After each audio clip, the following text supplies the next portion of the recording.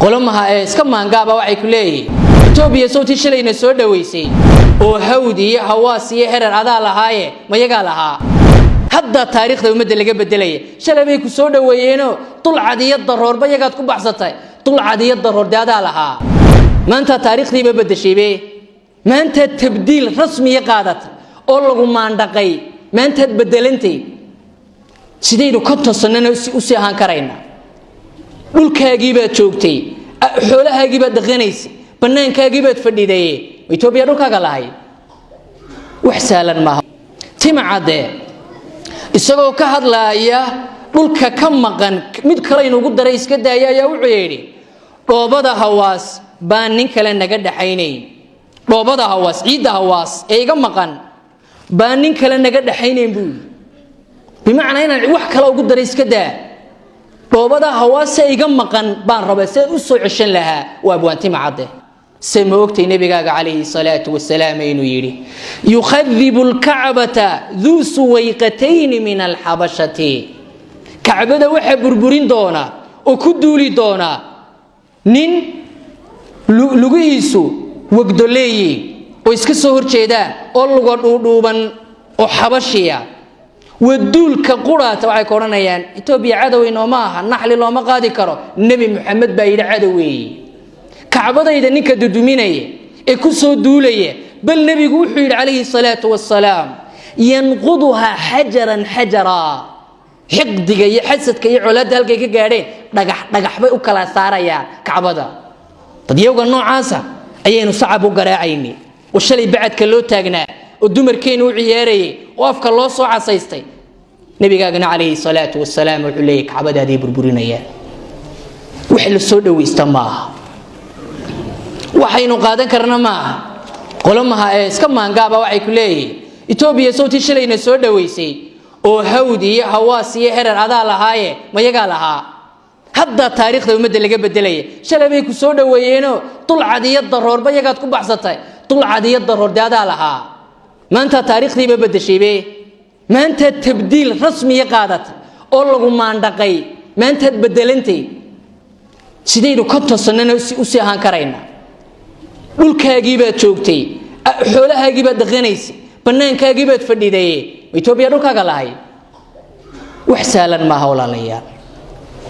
waxaan la sheegayo ictiraaf baa la isasiinayaa wuu iimanayaa yadii baa baaxajagayso gaajoonaysa cilmiga ictiraafteedu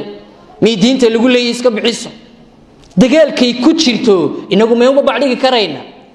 hub iyo ciidankeenu intuu leegiyay haddii dekad samaysato way samaysanaysaa dhaqaalaha waxay ku tiirsanaanaya tikadana la dhaxmarayo ilaa halka xadka dhan la geynayo sahaydu marayso seedku marayo dhaqaaluhu marayo wuxuu koranaya halkaas kaba soo wareegaye bartanaad iga dhowdood dekadiisa iska raalahaw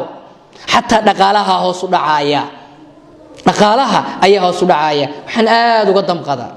shicibkii dabaaldegayay Itoobiya way dabaaldegaysa dabtuur bay shidanaysa iyada dekad baa la siiyay adigu dabaaldegtay maxaad ku dabaaldegtay wad qoslaysay maxaad ku qoslaysay sacabaynu tumanayna maxaynu ku sacabatumana nin dalkiisii la dhaafsiistay oo laga qaaday oo haddana sacabatumaya wax saalan ma taariikhdayna badalay ilaahay subhanahu wa ta'ala aynu ka cabsano oo aynu ka fogaano ashyaada mahadhada ah war diinta waa la ilaashadaa oo dhaqanka waa la ilaashadaa oo waxa la ilaashadaa dhulka dunya waa la helaa dadna waa la helaa dhul laakiin wadagta sida loo helo ولهذا النبي محمد maalintii lagu soo weeraray Makka Madiinaan ilaahdo hareeraha laga fariistay salaad ma tukan waa kilaha shaqaluna an salati alwusta salaadi asr baynaga mashquuliyay dhulku qodanayo difaacanay nabigu kaleey salaatu wasalaam waa diidana dad waa la helaa dad xaga lagu dhaqanaya dhul hanti xaga lagu dhaqanaya dhul hadii laga qaado oo aad iska siiso wax saalan ma waxaan doonayaa gabayaadayadii dadkii gabiyay ee gabayga iyo geeraarka isku keen daray ee fiicnaa ee odayaasheena ahaa bal halkay gaarsiiyeen iyo sidii u gabiyay timacade isagoo ka hadlaaya dhulka ka maqan mid kale inuu ugu daray iska daaya ayaa wuxuu yiri dhoobada hawaas baan nin kale naga dhaxaynay dhoobada hawaas ciidda hawaas ee iga maqan baan nin kale naga dhaxaynayn buu bimacnaa inaan wax kale ugu daray iska daa dhoobada hawaas ee iga maqan baan rabaa si u soo ceshan lahaa waa abwaanti macade oo aan filaayo sidoo ummadda ugu xalaal meeray ula hadlay wanaageeda isku lagu dhuwashadeeda waxtarka ay halkay ka helayso kitaabka rabbi sidii ugu dhigilay intaba ayaa wuxuu yiri dhoobada hawaas baan nin kale naga dhaxaynayni ha amba maanta ragga jooga siyaasiyiinta danaystayaasha ah ee jeebkooda eegayuun baad qaadan ama suldaanti macade xogtiisa qaadan doontaa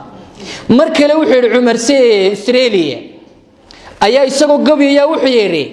wuxuu la hadlayaa Ingiriis dhaawacyada iyo dib u dhac ay gaarsiiyeen wuxuu yiri arligaanu lahayn ahmaru ku wareejiyay Cumar Australia waliba labadan nin waa labada nin ee Hargeysa u dhashay deegaan gabaya ahaan ragga Hargeysa u dhashay weeye wuxuu yiri bimacnaa Ingiriis buu la hadlayaa ka barakallahu fiikum dhulkeena yeena wareejinin Ethiopia waa 150 milyan adna 3 milyan baad haddii kugu soo daabushay kugu soo dareerto ila waad la furato dhul baad siisay waxaana aaminsan in xuduudooda iyo dhulkooda inay tahay xagaad gali wax sahlan ma beerta jaad haddii la imika la yiraahdo beer baynu ka beer kuma siin karaan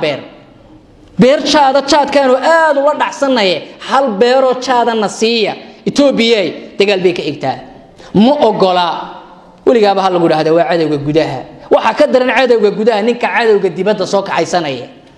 amba gaalo iyo xabashi baan noqon doona cadawga dibadda weey ilaahay baana tilmaamay qof kasto gaal inuu cadawi kafarna bikum wa bada baynana wa baynakum al'adawatu wal baqda'u abadan hatta tu'minu billahi wahda waligaaba siyaasiga ku dhaado waa walaal waa nastee waa kan rabbiga wuxuu ku leeyahay mar haduu diinta diido waa cadow nabiguna xadiis baa laga wariyaa uu yiri qofka muslimka cadawa ka oranina yaga kula dhaqana oo kula dhaxdina oo kula dhiiga oo kula wadaaga marka hatta dood laga hadlayo laga oranaya midnimo iyo kala go halka iska dhigiyada war dalkeena inuu ilaashano cadawga ka hirino konton sano macquul maaha wax la qaadan kara maaha dalkaaga ilaali waliba dhaqamada la qaadayo gaalku waligiiba Falastiin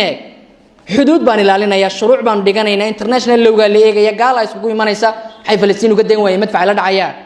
taayirad biduuni dayar baa lagu dhaqaynaya meeday xuquuqdii meeday qaramadii midoobi meeday ku waxeegi jiray wallahi nafs shay waa qadiyadii Falastiin weeye arrinka